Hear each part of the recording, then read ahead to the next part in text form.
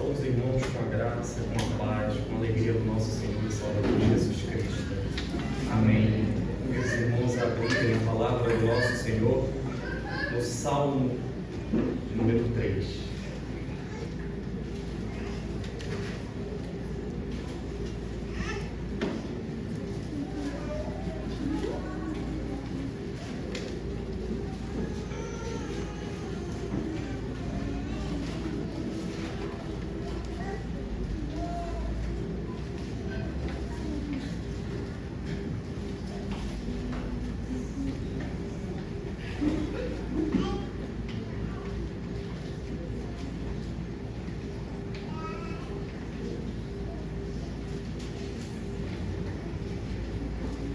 Salmo de número 3. E nesta noite nós haveremos de compreender esta porção da palavra de Deus. E para que a gente entenda o Salmo 3, é importante que antes a gente faça uma breve introdução. Por volta do ano 900,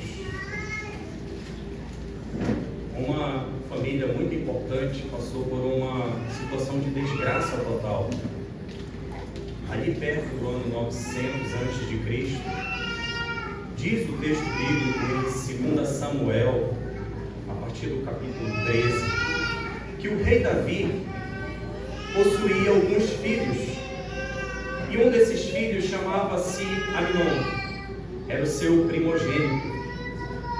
O terceiro filho do rei Davi chamava-se Absalão, filho de uma outra esposa. Aminon cobiçou, desejou e consumou um desejo por uma de suas irmãs, irmã direta de Absalão, chamada Tamar. Aminon, ele ficou tão desejoso daquela jovem, que era, diz as escrituras, extremamente formosa, que ele não conseguiu conter aquele desejo, e ele arquitetou, planejou e executou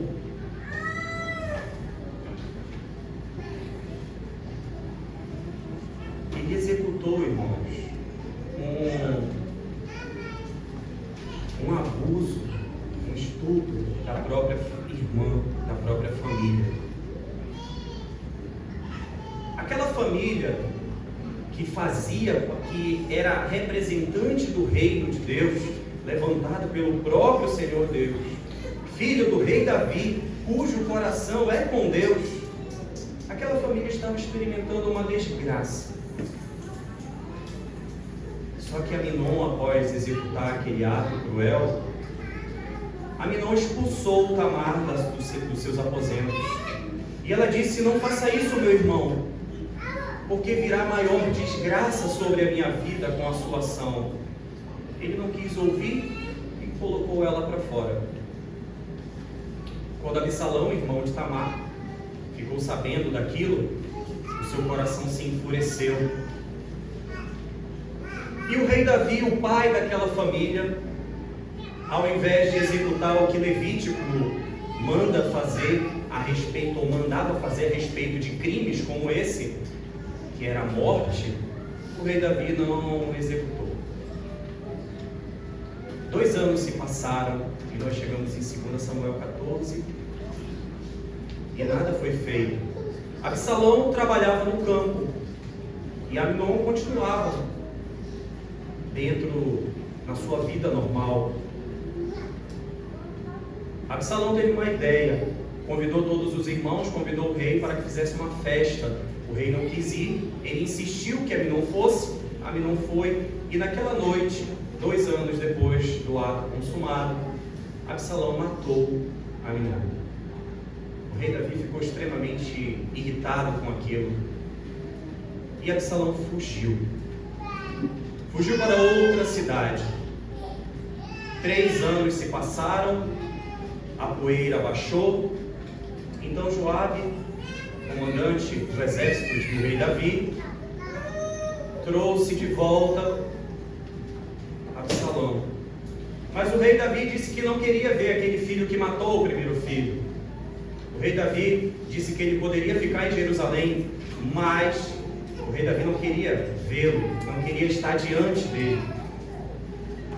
3 anos se passaram, 2 anos se passaram, e Absalão não ficou satisfeito. Ele queria estar diante do rei, afinal era ele um cachorro, para que o próprio pai não visse.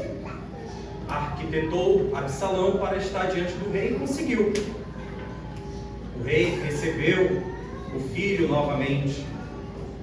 E diz o texto em 2 Samuel 15, que Absalão então começou a colocar em prática um plano de conspiração.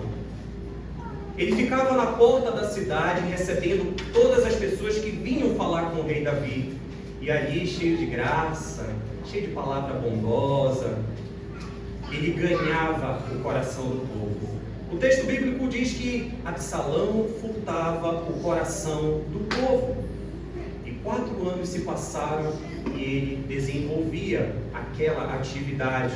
Absalão conquistou a confiança de um povo, de uma nação, debaixo dos olhos do próprio pai. Após conquistar toda essa confiança, Absalão conspira e pede para que alguns emissários se locomovessem para outras cidades e dissessem: Absalão é rei. Afinal, ele conquistou a confiança de todo mundo. E todos estavam com Absalão. Quando o rei Davi ficou sabendo disso, que Absalão havia conspirado, ele pediu para que algumas pessoas verificassem o que estava acontecendo, e o texto sagrado nos diz que o povo todo era com Absalão. E Absalão, com tudo isso arquitetado, segue rumo ao palácio real para consumar a sua sede de poder e de vingança.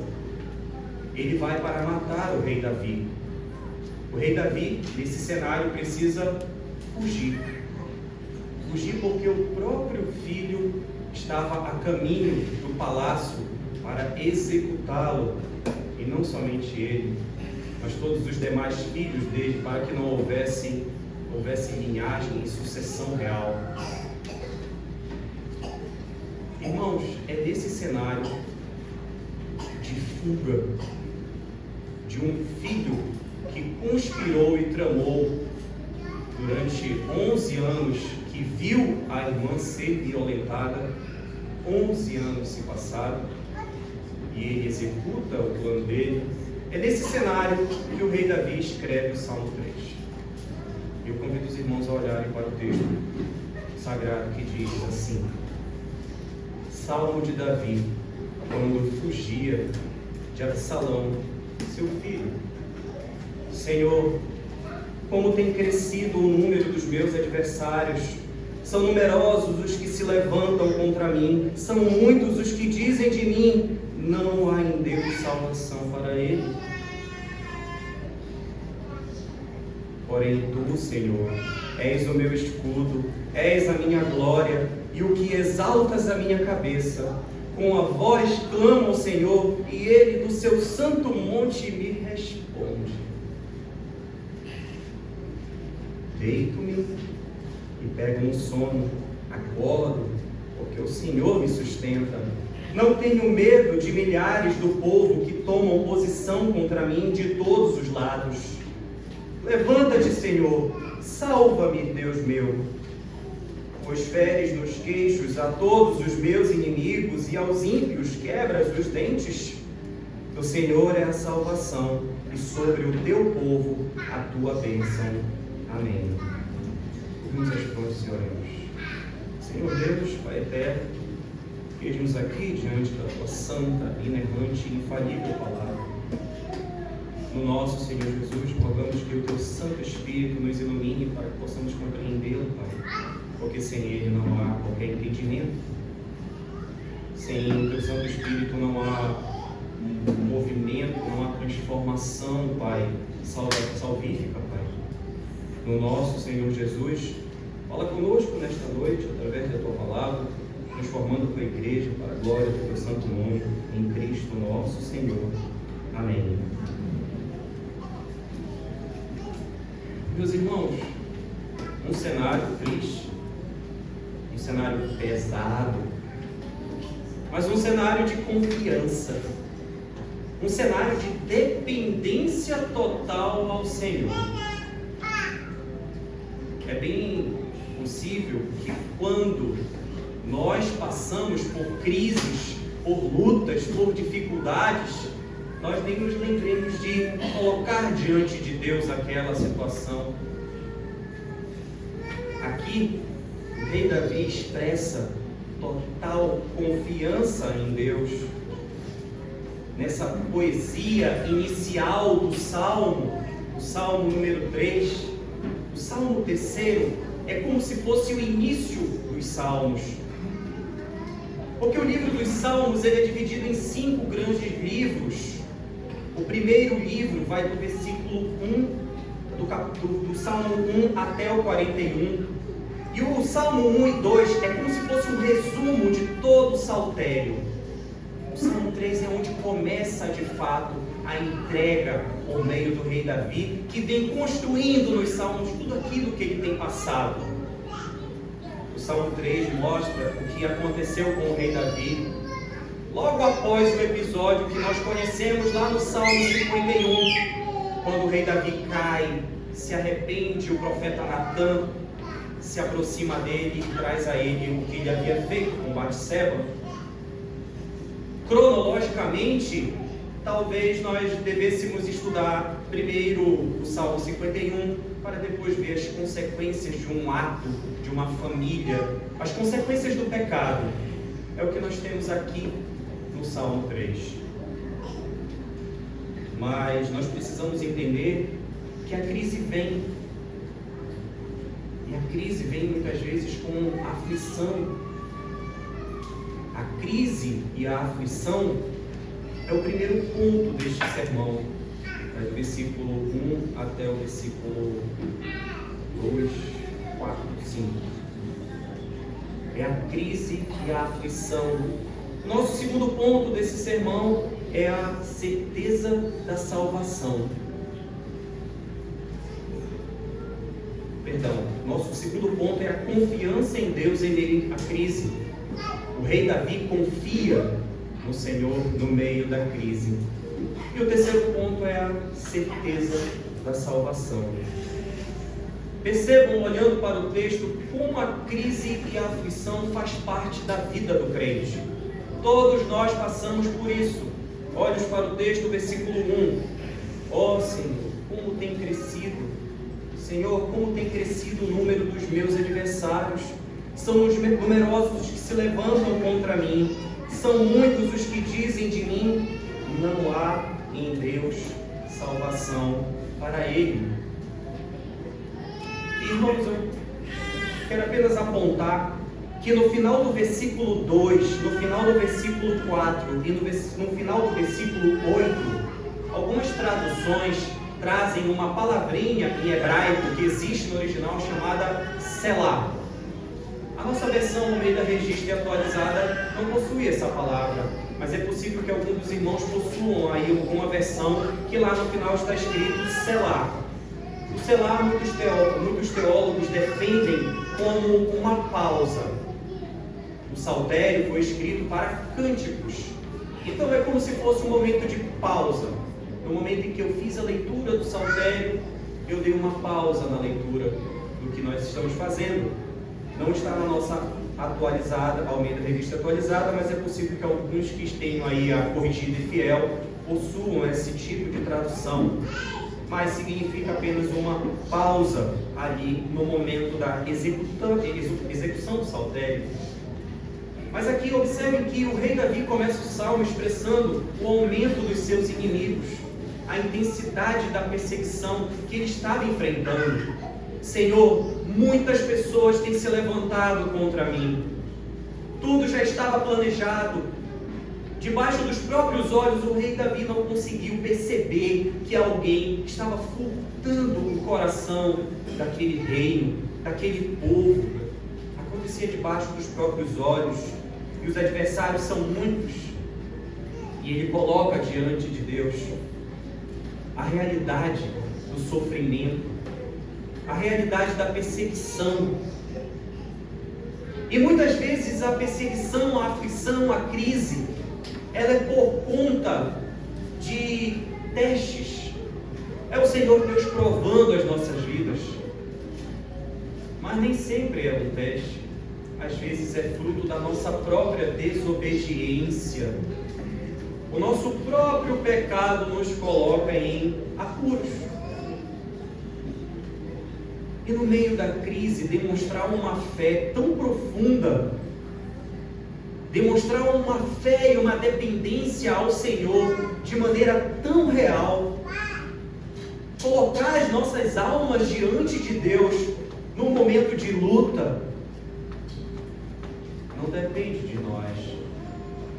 Isso é agir de Deus, movendo os nossos corações para nos ajoelharmos diante dele. É extraordinário, irmãos. Sabe aquela cena de filme, quando está destruindo o mundo, bombas caindo, e a câmera lenta entra em ação, e a pessoa sai caminhando e parece que nada está acontecendo? É o meio de uma crise. Essa situação ilustra muito bem o que o rei Davi está vivendo. Ele estava em fuga. Era o filho dele, querendo executá-lo. Mas o único remédio para acalmar os nossos medos é entregar ao Senhor. É colocar diante de Deus todos os medos, todas as aflições. E uma maneira fácil de entender essa questão é quando uma criança desobedece o papai e a mamãe. E aí, ele não quer contar para o papai e para a mamãe que ele fez uma coisa errada. E ele fica com muito medo, porque fez uma coisa errada. E guarda, e sofre. Como é que eu vou contar para a mamãe e para o papai que eu risquei a vida dele? Ou que eu risquei a parede, ou que eu quebrei o pó? O que uma criança deve fazer? Senhor Deus, eu quebrei, eu errei, eu risquei, me ajuda. Tem misericórdia da minha vida. E como criança faz, eu prometo que eu nunca mais vou fazer isso. A criança coloca diante de Deus a sua aflição. E aflições que normalmente nós, adultos, rejeitamos, diminuímos. Sério? Você quer colocar diante de Deus isso? Como a gente diminui as aflições do próximo? Eu estou falando de criança porque fica fácil entender, mas adulto também faz isso. É uma dificuldade extrair dos irmãos motivos de oração. Irmãos, temos motivos de oração? Claro que temos. Mas é que eu não quero pedir por aquela unha encravada que está me atrapalhando há tanto tempo e que me impede de calçar um sapato para ir trabalhar amanhã.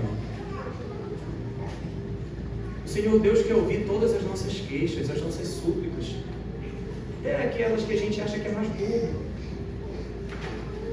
O Senhor Deus quer entrega, Ele quer vida. A gente nem se dá o trabalho de gastar tempo com Deus. A gente vê suas coisas mais importantes. Com o Senhor Deus, o que é mais importante é a nossa vida, é a nossa entrega.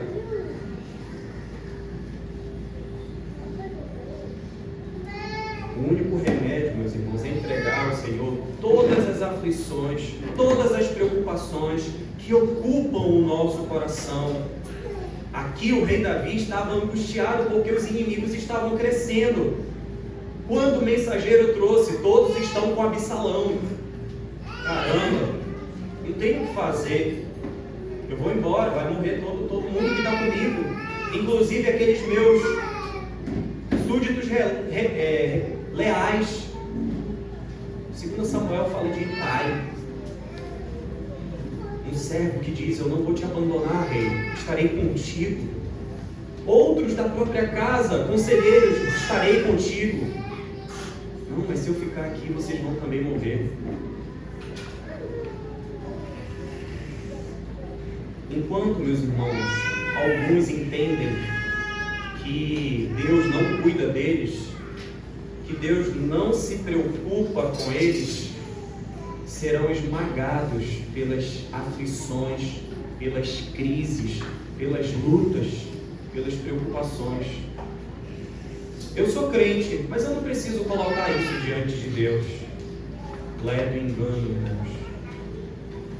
Precisamos colocar as nossas vidas diante de Deus. Faça um relatório. Ou então conte para o Senhor o diário que você escreve todo final de dia. As folhas que você anota ali. Senhor, obrigado porque hoje nós acordamos cedo e nos deslocamos para a quinta igreja presbiteriana, para a EBD unificada. A igreja Ivon hoje falou lá a respeito da palavra de Deus, a expiação. Nós tivemos EBD com outras crianças de outras igrejas. Obrigado, Senhor. E porque Tu nos levou para o Mindu para ouvir a palavra de Deus através do Salmo.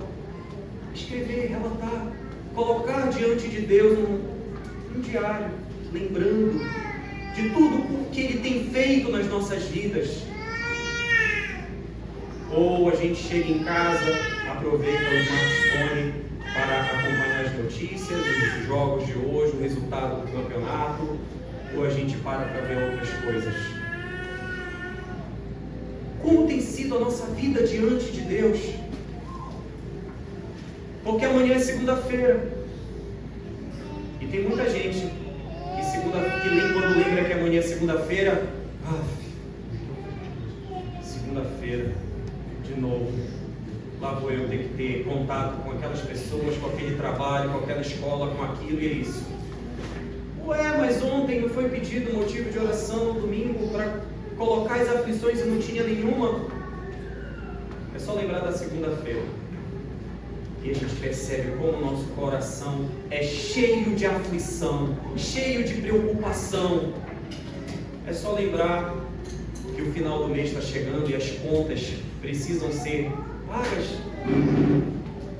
E a receita é muito menor do que a despesa. Veja, irmãos, como todos nós temos aflições. É isso que o Senhor Deus quer ouvir. Quais são as suas aflições?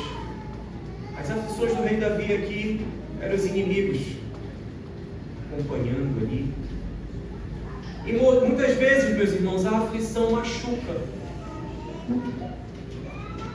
E infelizmente é no momento que a aflição machuca, que ela faz as lágrimas escorrerem, é que a gente busca o Senhor. É no momento da lágrima que a gente diz: eu estou aflito. Um querido irmão desta igreja está aflito, enlutado.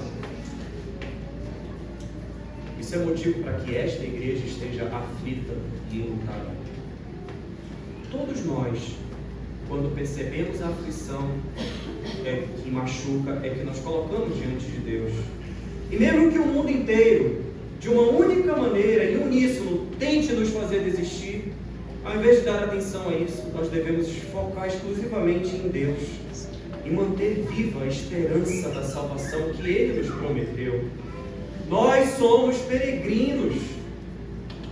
Não é essa aflição que tem que nos afastar do Senhor. Muitos são os adversários do rei Davi. São muitos os que dizem de mim: não há em Deus salvação para ele. O rei Davi coloca a situação diante do Senhor, dizendo que tudo isso estava crescendo, que aquilo estava afligindo. O rei Davi deveria estar com o coração pesado.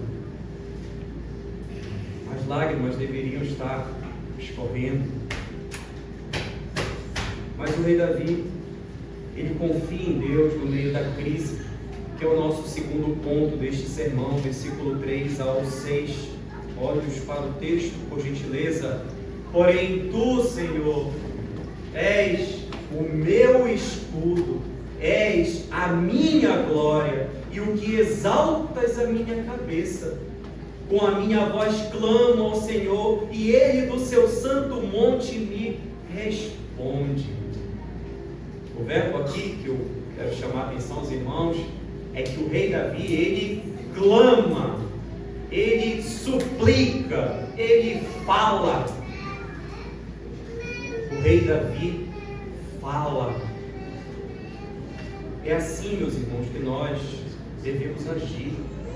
Colocar diante de Deus essas angústias, confiando no Senhor totalmente. O rei Davi não tinha para onde correr. Ele não deveria correr para outro lugar, senão para onde ele foi. Para os braços do Pai, na confiança completa e serena daquele que haveria de cuidar dele. Assim que nós devemos agir, meus irmãos, muitas vezes quando nós somos atacados por tantos e tantos aí fora. E não só lá fora. Às vezes nós somos atacados dentro da própria igreja. Devemos colocar confiantemente diante de Deus. Porque nós devemos manter o foco na verdadeira causa da aflição. Nós devemos lamentar os nossos pecados, buscar humildemente. Mas nós precisamos saber por que eu estou passando por isso. Senhor, mostra-me aonde tem sido a falha. Nós devemos avaliar quais são as reais motivações de perseguições. Porque, querida igreja, às vezes nós estamos errados. Muitas vezes nós estamos errados. E se você se sente o dono da razão, é bom rever isso. E por vezes nós nos sentimos os donos da razão. Mas nós devemos analisar. Mas nós não podemos permitir que surjam dúvidas sobre o socorro divino. O Senhor Deus sempre haverá de socorrer os seus filhos. Davi afirma que Deus é o seu escudo. É Ele quem nos protege. É Ele quem nos responde. O versículo 4 ele diz: com a minha voz clamo, e Ele do seu santo monte me responde. Às vezes a gente quer que venha até a gente. Não sei se os irmãos lembram, lá em Mateus 8, a cura do servo, do criado de um centurião. O centurião se aproxima do Senhor Jesus, pedindo que curasse. O Senhor Jesus tenta se deslocar até lá e não precisa. Porque quando eu digo, servo faz isso, ele faz. Se tu disser para curar, ele será curado. O Senhor responde. E nós devemos ter essa confiança que Ele haverá de responder. E nós devemos ser perseverantes. Porque às vezes a gente coloca diante de Deus um motivo de oração, passa uma semana e a gente esquece e não lembra mais daquilo. Ah, Deus disse não. Você perseverou? É um hábito muito saudável anotar os motivos de oração. Assim como é saudável fazer um diáriozinho, é saudável também ter uma lista de oração. Procurem fazer isso para quem não faz. Anota no caderninho, no celular, motivos de oração, mês de setembro. E no final do mês, vá lá olhar, revise. Senhor, o que tu respondeu? Ok, deu, não deu. É um hábito saudável porque muitas vezes nos mostra como está a nossa vida diante de Deus. E se os irmãos fizerem isso, é bem possível que essa lista facilmente passe de 100 itens. Que você vai ficar cansado. O querido pastor, brincando com um seminarista, disse que todo seminarista, quando entra no seminário, ele faz uma lista imensa de oração. No primeiro ano está lá a lista. No segundo ano, ele divide a lista em tópicos e ora só pelos tópicos: saúde, pessoas, viagens. No terceiro ano, ele já não ora nem pelos tópicos. No quinto ano, ele ora: Senhor, o Senhor sabe da minha lista, sabe? Todo mundo está lá. Mas isso não é só a vida de um seminarista. Muitas vezes o crente, além de não fazer a lista, nem ora. E o rei Davi está clamando a Deus. É uma oração de pedido, reconhecendo que o Senhor Deus é escudo, reconhecendo que o Senhor Deus é a glória que exalta a cabeça dele. Ele clama porque do seu santo monte Deus responde. No momento da oração, nós precisamos colocar todas as situações confiantemente no Senhor.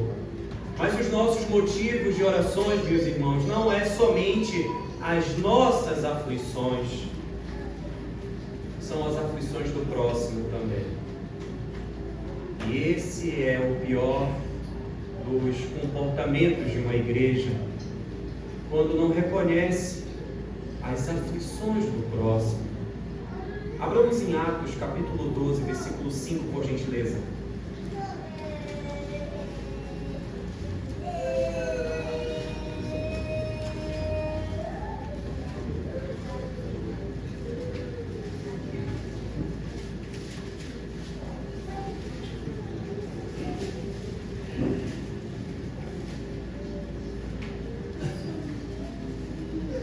Percebam quando o rei Herodes estava perseguindo Tiago e Pedro.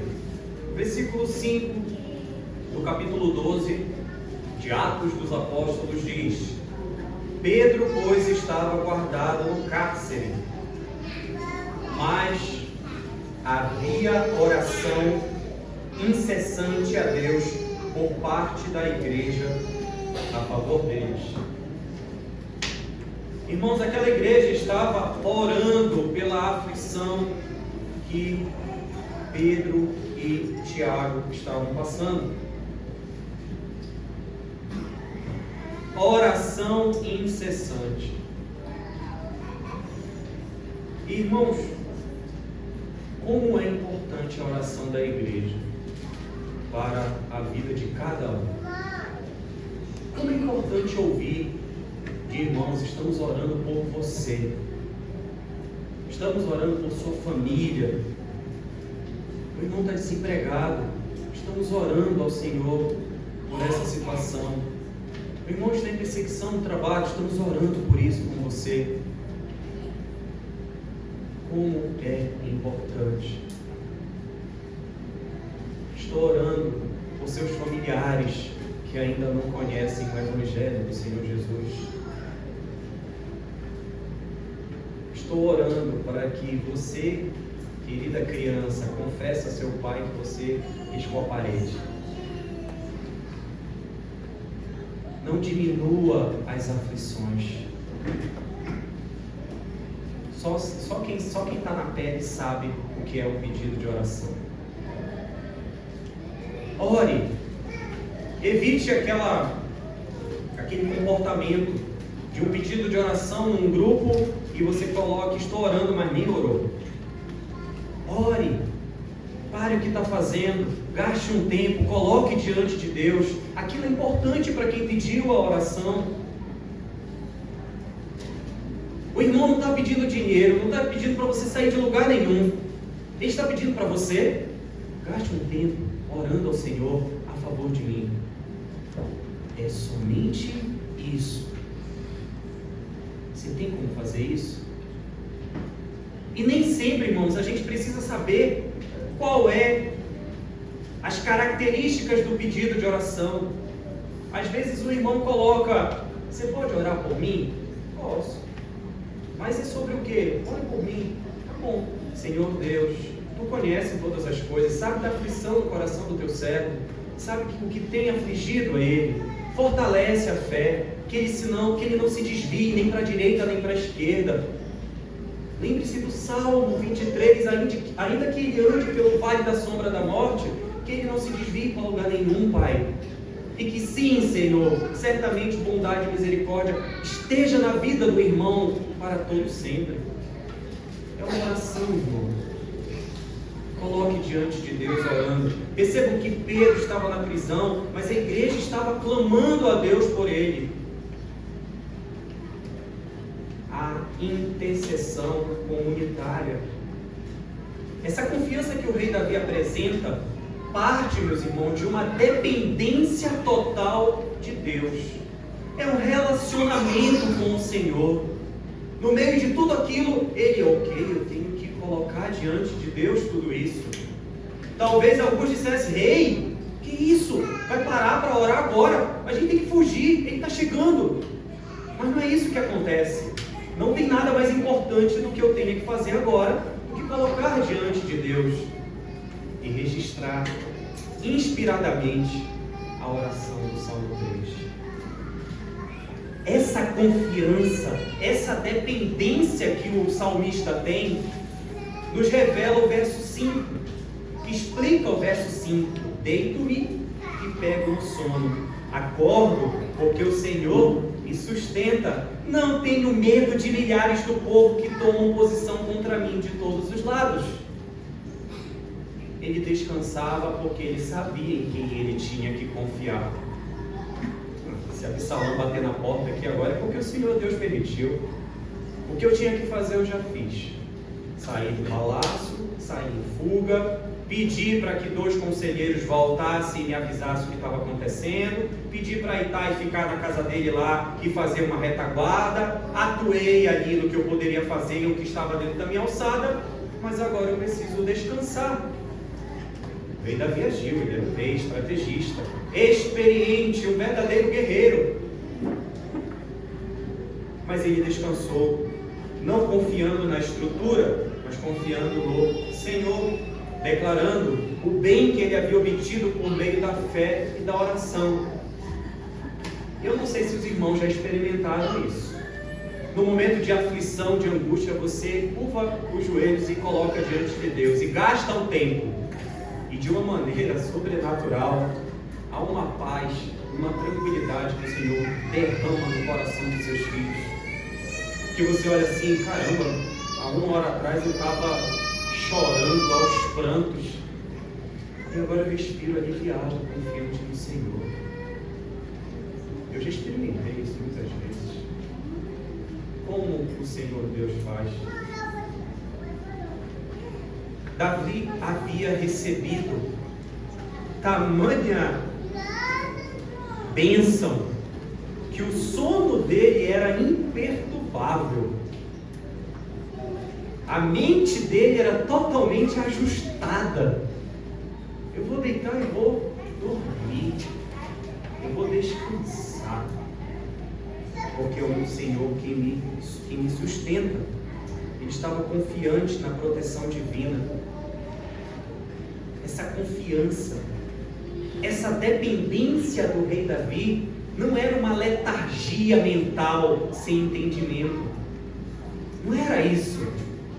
Ele entendia o que ele estava vivendo. O rei Davi sabia em quem ele deveria confiar. E tem algumas pessoas, meus irmãos, que até dormem. Pessoas que não têm a pessoa do Senhor Jesus na sua vida. Vizinhos que você olha e parece que tem uma vida boa, está tudo bem, dormindo. Mas não se enganem, nada substitui o sono que o Senhor concede aos seus. O rei Davi tinha conhecimento, ele tinha essa confiança em Deus no meio da crise, no meio da perseguição. Ele sabia em quem ele deveria ir, de onde vinha a dependência dele. Era por isso que ele poderia repousar seguro. No meio da crise e da aflição, ele tinha dependência e confiança em Deus. E por isso, já que ele confiava, nós chegamos ao terceiro ponto. Ele tinha a certeza da salvação. Versículo 7 nos diz: levanta-te, Senhor, salva-me. Salva-me, Deus meu, pois feres dos queixos a todos os meus inimigos e aos ímpios quebras os dentes. Do Senhor é a salvação.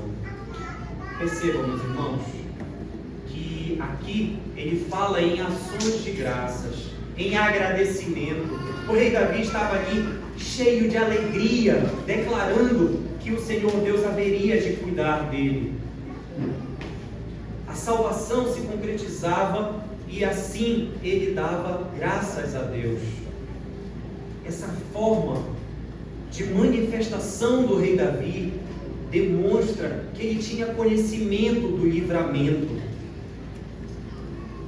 E a cereja do bolo é que essa palavra aqui, salva-me, que ele usa, no original é Yeshua, Jesus, de onde deriva a palavra Jesus, o nosso Salvador. O rei Davi sabia onde estava a sua salvação, assim como nós sabemos que nossa salvação está na pessoa do Senhor Jesus. Irmãos, não existe certeza de salvação sem Cristo. Não existe possibilidade de se deitar e dormir e pegar no sono na dependência de Deus sem Cristo. Qualquer caminho que nós tentemos buscar fora da pessoa do Senhor Jesus é um caminho que leva à ruína.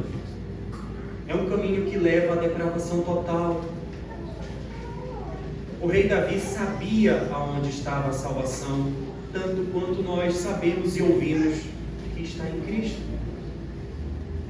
Os problemas pessoais não ofuscavam a sua visão espiritual de todo o povo. Percebam que aqui é um rei de uma nação, de uma família internamente conspirando contra ele, mas ele não deixa de olhar para a igreja do nosso Senhor. Davi reconhece que essa dispersão foi devido ao cuidado de Deus, cuidando da sua igreja. E, irmãos, às vezes parece ruim, mas é bom. Muitas vezes a gente não entende os desígnios de Deus. Muitas vezes nós não compreendemos: Pai, por que eu estou passando por isso? É o meu pecado, Senhor? São numerosos os inimigos que se levantam contra mim. O que eu estou fazendo, Senhor? Mas aqui o rei Davi percebe que não só a vida dele, mas a vida da igreja estava segura. Sabem por quê, meus irmãos? Porque o próprio Senhor Deus quem cuida da igreja. A igreja pertence ao Senhor. Meus irmãos, Deus, que é todo poderoso, jamais suprimirá, jamais haverá de retirar, jamais haverá de reter, jamais haverá de afogar a bênção que pertence à sua igreja. Ele nunca fará isso. A salvação pertence ao Senhor e em Cristo ela é plenamente realizada. A igreja está segura no nosso Senhor. A igreja está segura em Cristo, o nosso Salvador. Cristo que é o abrigo. É o próprio Cristo que é o nosso rochedo, o nosso refúgio no meio da tribulação. Cristo é a fonte de toda a bênção espiritual. E é em Cristo que nós somos abençoados com a redenção, com a reconciliação e com a esperança da vida eterna. A mesma esperança que nos traz alegria quando nós oramos por irmãos enlutados. Porque isso tudo é passageiro. Esses containers com essas paredes de ferro, esses ar-condicionados, esse espaço, tudo isso é passageiro. Não devemos nos apegar a isso. Devemos nos apegar à própria palavra e à certeza que estaremos com o nosso Senhor logo, logo. É por isso que no meio da crise, o rei Davi clama ao Senhor. E o versículo 1 e 2 nos mostra o nosso primeiro ponto, que sim, a crise e a aflição faz parte da vida do crente. Então eu não sei qual é a crise que vocês estão passando, é só lembrar que amanhã é segunda-feira, mas saiba, isso faz parte. Não é por causa da crise que nós vamos nos afastar de Deus. Ao contrário, o versículo 3 a 6 nos mostra a confiança em Deus no meio da crise. Devemos depender do Senhor. E em terceiro lugar, do nosso sermão, temos a certeza da salvação, versículos 7 e 8. Como aplicação, meus irmãos, abramos em 1 Pedro 1, por gentileza.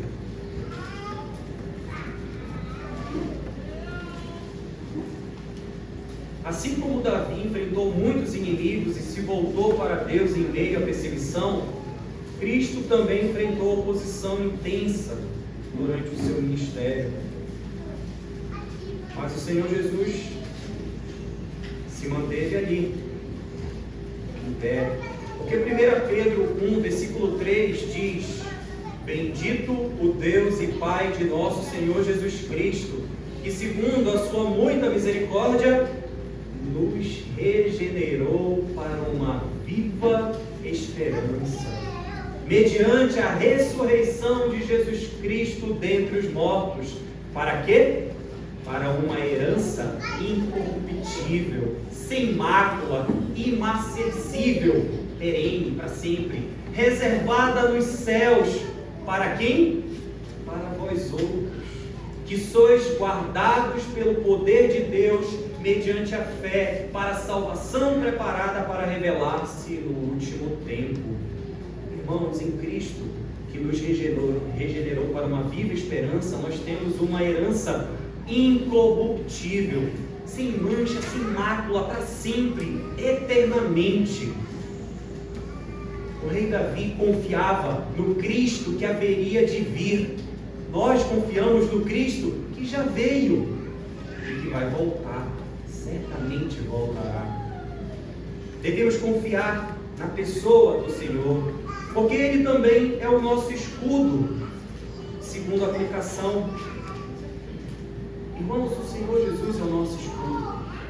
Enquanto Davi viu Deus como sua proteção e fonte da sua dignidade, Cristo é para nós a personificação dessa proteção. É em Cristo que nós devemos nos agarrar, meus irmãos. Olhar para o Salmo 3 é ver a pessoa do nosso Senhor Jesus. É perceber como nós devemos aprender dele cada vez mais. É se envolver com o Senhor Jesus, porque é nele que nós temos a alegria da salvação. Abramos aí em Hebreus capítulo 7, versículo 25. Porque o Senhor Jesus é o nosso mediador, que sempre intercede por meio do Pai. Olha o que diz Hebreus capítulo 7, versículo 25.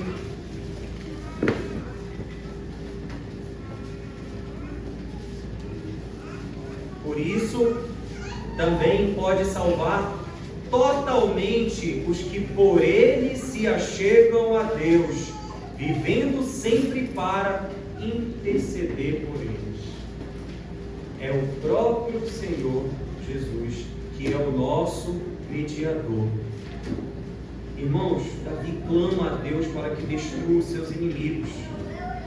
Isso encontra o seu cumprimento máximo na pessoa do Senhor Jesus, que venceu, morreu naquela cruz por nós e venceu o maior dos inimigos.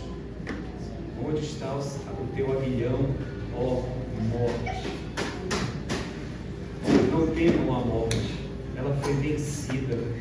Nós temos a vida eterna em Cristo e a nossa confiança precisa estar no Senhor, o Deus da nossa salvação, para a honra e glória dele. Amém. Corremos às frentes, às frontes e oremos, irmãos. Senhor Deus, Pai eterno, nós te agradecemos no nosso Senhor Jesus por tua graça, tua misericórdia. Pai, muitos inimigos de fato têm se levantado contra a tua igreja, Senhor.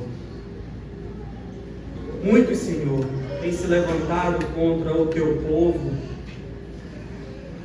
E nós também, Senhor, por causa dos nossos pecados, nos tornamos nossos piores inimigos, com a nossa idolatria, a nossa adoração falsa, com a nossa, Senhor, displicência com o teu santo dia, com o nosso desrespeito com os nossos pais, com o nosso assassinato, com as nossas adulterações, com os nossos furtos, com a nossa língua enganosa, com a nossa cobiça. Perdoa-nos, Senhor. Nós colocamos diante de Ti, Pai, restauração em caráter coletivo, porque de fato nós temos, Senhor, pecado contra Ti.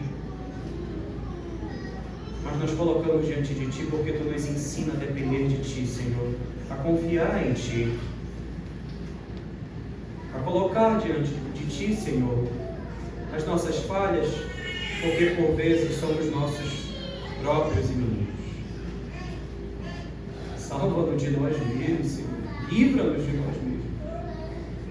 No nosso Senhor Jesus, graças ao Senhor, porque a Ti pertence a salvação, Pai. E é por causa de Cristo que nós estamos reunidos aqui, pela vida, morte, ressurreição e intercessão que Ele tem hoje, Pai, com a Tua igreja. Mas nada disso, Senhor, faz sentido e tudo será em vão se não houver transformação das nossas vidas, arrependimento verdadeiro e uma mudança radical, Pai, ao lidar com o pecado. Por isso, Senhor, te pedimos, fortalece e vivifica a Tua igreja por amor do Teu santo nome. Sê conosco, para que verdadeiramente possamos deitar e pegar no sono, porque és Tu, Senhor, quem nos guarda. Oramos no nosso Senhor Jesus.